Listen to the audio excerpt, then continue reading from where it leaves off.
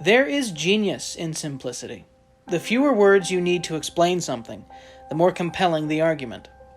In 1998, Valve Software created a game which has been widely regarded as one of, if not the best, video games ever made.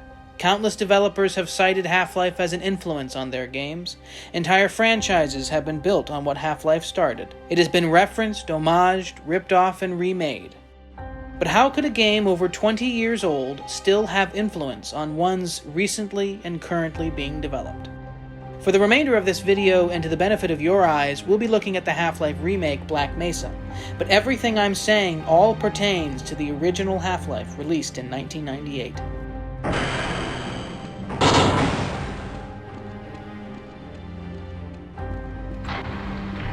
Hey, Mr. Freeman. I had a bunch of messages for you, but we had a system crash about, 20 minutes ago, and I'm still trying to find my files.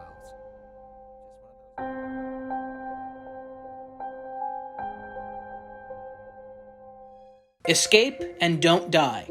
Essentially, this is the goal in Half-Life. Escape the destroyed Black Mesa research facility alive. A simple task made incredibly more complicated thanks to a winding maze-like underground facility and many enemies, human and otherwise, all doing their best to stop you.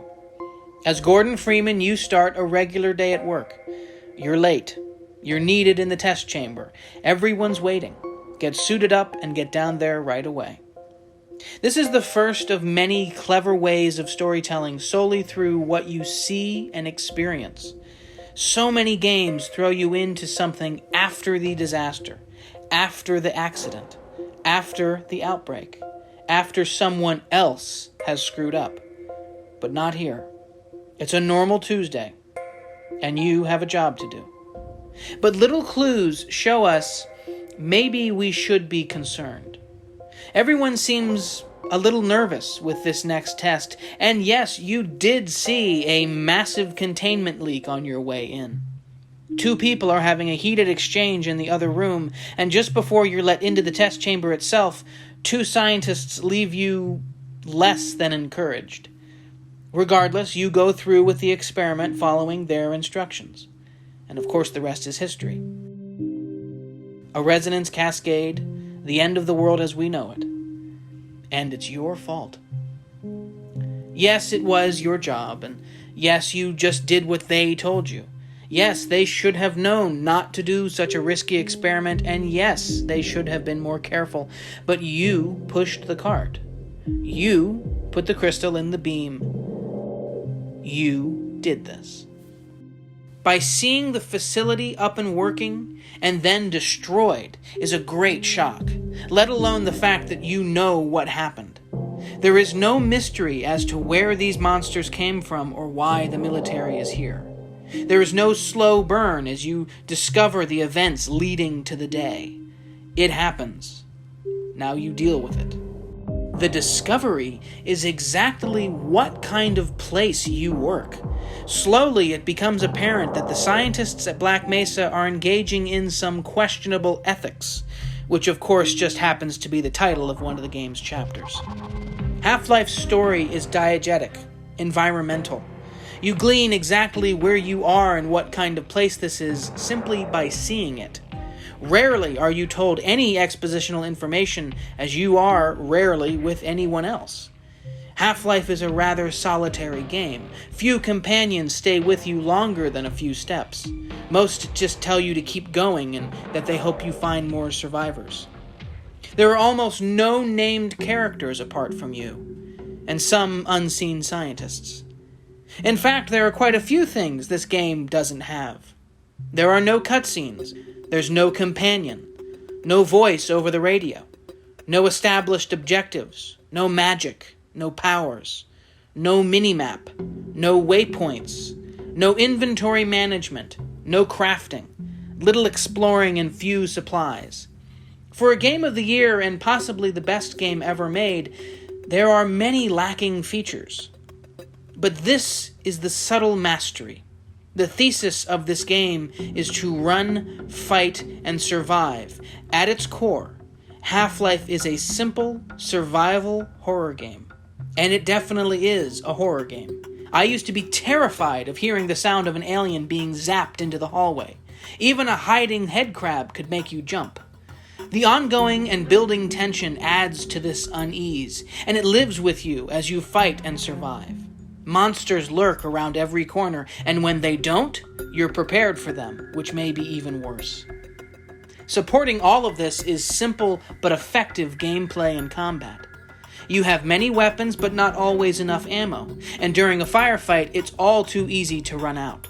Health and suit power are scattered around the facility. There may be times when you're hanging on by a thread, praying for a charging station in the next room. Balancing that combat are quieter moments as you encounter an abandoned office and research facility. Dead scientists scatter the halls, some having been attacked by the monstrous creatures you set loose. Along with that are a few puzzles to get you where you need to go. Eventually, you make it to the final station, where scientists are preparing to travel to the alien homeworld of Zen to try and stop whatever has been happening. This is actually where this remake, Black Mesa, deviates a bit from the original game. In its original release, this final chapter was not to the satisfactory level of the rest of the game. So the modders at the Crowbar Collective, the developers of the remake, redesigned the chapter to make it truly in line with the level of quality seen throughout the preceding events. So it's been over 20 years. Even Valve seems to have mostly moved on from Half-Life. So why are we still talking about it? Why is Half-Life 3 a meme? And why did a whole team of people remake this game, at least at first, for nothing but for the love of it? As we've seen, games have moved on to bigger and better things. Massive open worlds, endless crafting, terrifying horror. Why have other games made around this time not aged as gracefully or feel as timeless? Because Half-Life kept it simple. Its core gameplay and mechanics are built like an old piece of machinery, simple but robust, and they work forever. And even with a shiny new coat of paint, you can still see this is true. Because even now, 22 years later, you can go back to Black Mesa, just like we all did that first time. Ride the tram to work, get our hazard suit on, annoy the security guard until he invites us out for a beer. We can still experience the excitement and the fear of fighting our way out. When everything is stripped away, down to its admittedly outdated and sometimes silly-looking bones, Half-Life still holds up as an intriguing, exciting, and worthwhile experience. One I'm sure to play again and again. It has been said that you can tell if a song is great if it sounds good acoustically. And that's exactly what Half-Life is. The acoustic first-person shooter. Now, if you follow standard insertion procedures, everything will be fine. I don't know how you can say that, although I will admit that the possibility of a resonance cascade scenario is extremely unlikely. Gordon doesn't need to hear all this. He's a highly trained professional. We've assured the administrator that nothing will go wrong.